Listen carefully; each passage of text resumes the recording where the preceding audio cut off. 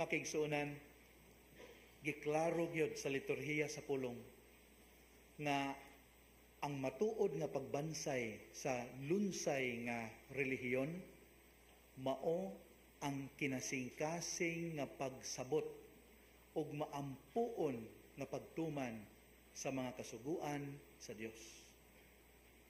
Dili ang taphaw nga observance sa mga external practices. Naibili ang religious customs and traditions, makatabang ni, makahiusa ni, makapalambo sa atoang pagtuo.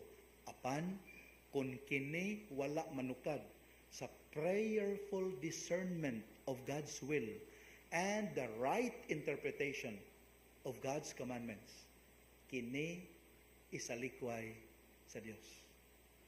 Busa makapangutana ka, nganong peligroso man kaayo sa itong espirituhanong kinabuhi ang taphaw na pagbansay sa mga buluhaton sa relihiyon. Ang unang pagbasa, nagkanayon, nga peligroso kining unexamined practice of religious observances tungod kay kung kini taphaw, maghimo kini kanatong tigpakaron-ingnon. Ngano man, tinukmod man kini sa force of habit rather than strength of conviction. Naandan, sunod-sunod lang ta. Mga bitaw say, inig, show each other the sign of peace. Ang uban, hala, sige lang ko, hashtag, bisag way tao, hala, duko lang yapon dito. Kaya andan mga baw lagi, hala, bisag postay bawan. Force of habit rather than strength of conviction. Mahimo tang tigpakaron-ingnon tungod kay tinukmod kini sa compulsion of compliance rather than the commandment of love. Dili gugma ang nagtukmod niini kung taphaw ang atong pagsabot sa mga buluhaton sa relihiyon. Ang Salmo responsoryo nagkanayon nga peligroso ang taphaw nga pagbansay sa mga religious observances tungod kay kini mga kaigsuonan makapalambo tinuod sa atong pious religious practices. Mahimo tang pious sa ato pa maka-nurture sa piety. Okay na. Apan atong pasagdan ang atong moral behavior and accountability. Muna naidaghang tao nga relihiyoso but not spiritual. Daghang mga tao ang churchgoers but far from being godly. Nagpractice sa relihiyon pero wala magtuman sa espiritu sa balaod sa Dios.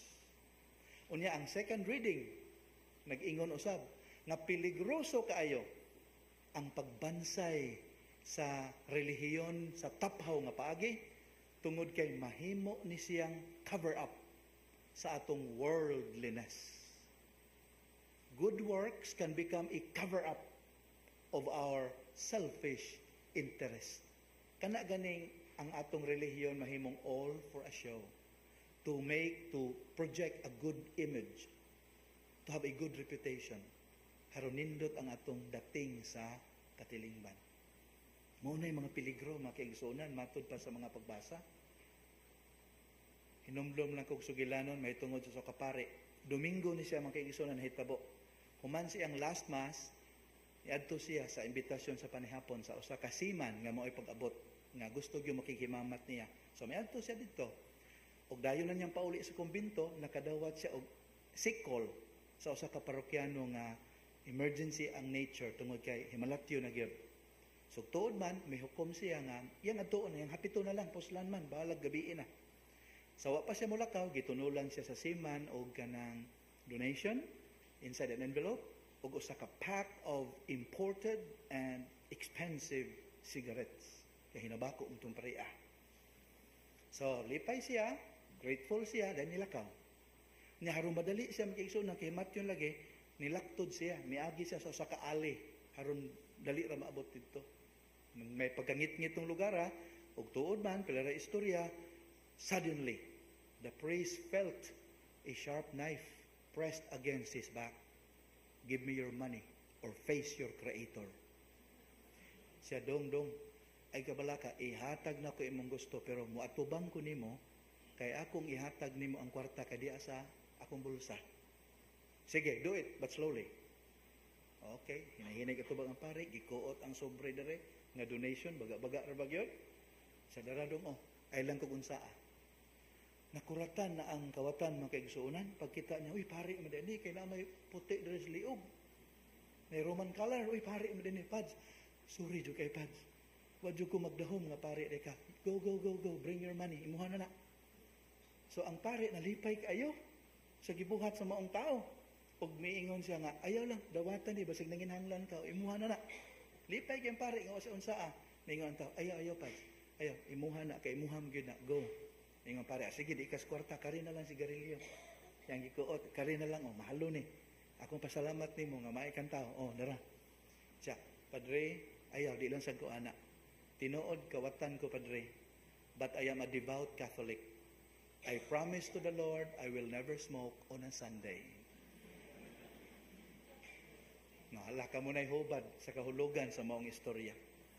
Mauna nga sa Ebanghelyo karon makigsunan, giklaro, ang taphaw nga pag-practice sa religious practices, maghatod ka nato sa paghimo sa non-essentials nga labing importante.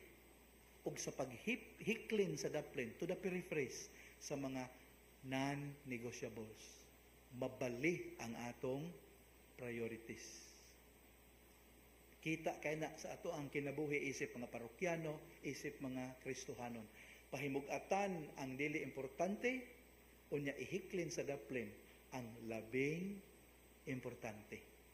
Natanawa, inig Semana Santa, kugihan na yun, mutambong sa prosesyon. Wa ko mingong dautan ang prosesyon, pero essential, non-essential. Galisod og sulti ang mga guilty as charged, pareha na ko. Non-essential na. Mutunga sa prosesyon, pero dili mo tambong sa liturgy of the word. Dili mo tambong sa misa. Gamay ra ang nasod si ban, pero i-prosesyon, pagkadaghana. Lipay din, kanang nambong prosesyon, oy. Pero ang dili importante, gipahimugatan. Ang importante, gihiklin sa daplin. Maunay resulta. Unang piligroso yun. Kung ang atong pagbansay sa atong relihiyon, dili tinukmod sa atong gugma sa Dios, o sa isig kaingon, sa atong kinasingkasing nga paghubad sa iyang kabubuton sa atong kinabuhi, o pagsabot sa mga kasuguan. Bo sa ikalawat at unya, ato hangyon ang Ginoo, Lord, you know very well that the human heart is very slow to learn. The human heart is very tricky. The human heart is hard-headed. Ginoo, pinagi sa gahom sa imong espiritu, humuka kini, og isilsil ni ini ang imong mga balaod. Aron sukad karon Ginoo, among buhaton, ang mga tulumanon sa relihiyon, sumala gayod sa imong kagustuhan, og dili sumala sa unsay gusto namo og unsay makalingaw. Palihog pamalandongin ninyo, Isaiah chapter 1 verses 10 to 17. Isaiah 1 verses 10 to 17. Amen.